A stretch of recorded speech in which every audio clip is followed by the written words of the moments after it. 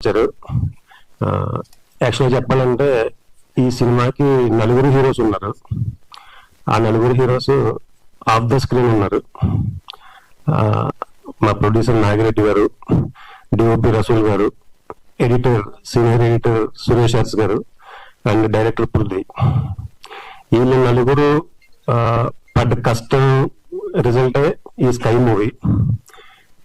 ఫిబ్రవరి 6వ తారీఖున థియేటర్లో రిలీజ్ అవబోతుంది.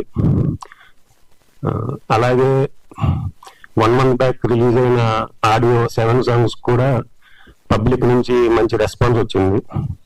సో ఈ విధంగానే ఫిబ్రవరి 6వ తారీఖున రిలీజ్ అవబోతున్న ఈ స్కై మూవీకి కూడా మంచి రెస్పాన్స్ వస్తుందని, ఆడియన్స్ అందరికీ నచ్చుతుందని మా స్కై టీం అందరికీ చాలా కాన్ఫిడెన్స్గా ఉంది. అండ్ మెయిన్గా ఈ సినిమా గురించి చెప్పాలంటే, being a close associate of director Prithvi, I have watched very closely from the pre-production stage, production stage, post-production until now the release. Prithvi ఈ స్కై మూవీని ఒక ఎమోషనల్ రైడ్గా స్క్రీన్ మీద ఆవిష్కరించడానికి ఎంత కష్టపడ్డాడు, అలాగే దీనికి యాడాన్గా మ్యూజిక్ డైరెక్టర్ శివ ఇచ్చిన మ్యూజిక్ అవ్వచ్చు, బీజిఎం అవ్వచ్చు, అలాగే విజువల్గా స్పెక్టాక్యులర్గా ఉండటానికి రసూల్ ఎల్లూరు గారి పడ్డ తపన అవ్వచ్చు, ఇవన్నీ నేను కళ్ళారా చూశాను.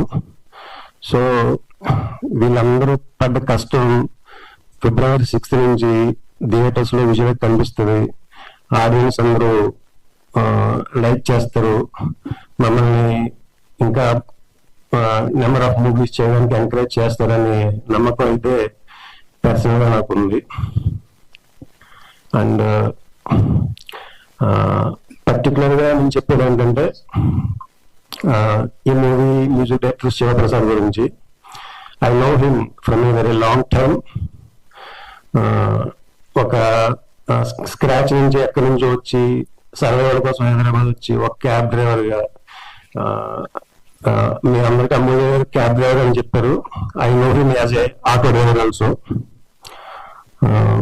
ఒక ఆటో డ్రైవర్, ఒక క్యాబ్ డ్రైవర్గా సర్వైవల్ స్టార్ట్ చేసి స్కై మూవీలో మ్యూజిక్ డైరెక్టర్ ఆపర్చునిటీ సాధించి ఇంత మైండ్ బ్లోయింగ్ మ్యూజిక్ ఇచ్చిన శివ ఒకసారి బీయింగ్ డెబ్యూటెంట్, నాకు ఎప్పుడైనా సీన్ చేస్తున్నప్పుడు ఇంత ఎమోషనల్